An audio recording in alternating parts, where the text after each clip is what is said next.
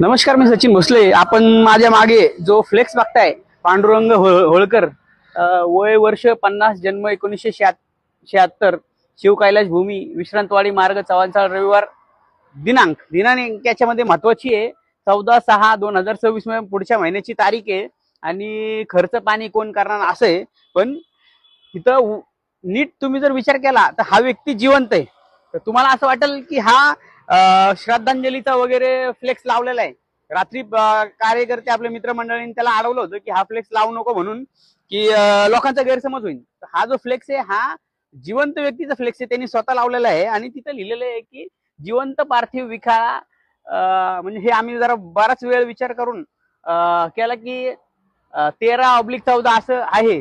तर त्याचा असा अर्थ होतो, अध्याय त्याच्यामधलं काहीतरी 13/14 असं आहे, पण इथं कुठं भावपूर्ण श्रद्धांजली किंवा मृत्यू झालाय असं काय प्रकार लिहिलेला नाहीये।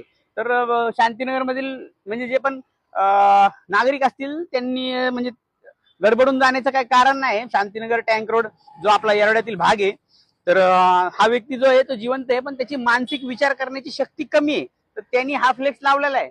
तर म्हणजे त्याला कोणी आयडिया दिली का काय, हा असा प्रश्न पडतो। रात्री कार्यकर्ते त्याला विचारत होते, तर कोण मानसोपचार तज्ञ किंवा कोण सामाजिक कार्यकर्ते, एनजीओ असेल कोण, की त्याला म्हणजे त्याला समजून सांगणार की बाबा अशा काय गोष्टी करतोय नेमकं।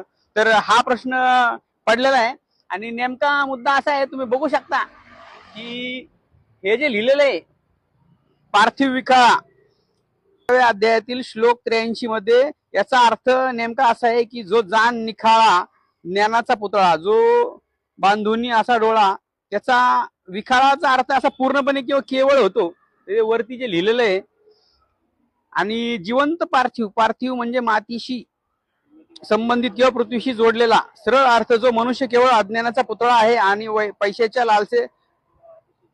लालसेत पूर्णपणे अडकलेला, बांधलेला गेलेला आहे, असे त्याचे वर्णन येथे म्हणजे केलेले आहे। पण हा व्यक्ती जो आहे हा जिवंत आहे आणि यांनी हा फ्लेक्स लावलेला आहे। तर काही गैरसमज होऊ नये म्हणून आपण व्हिडिओ टाकतोय।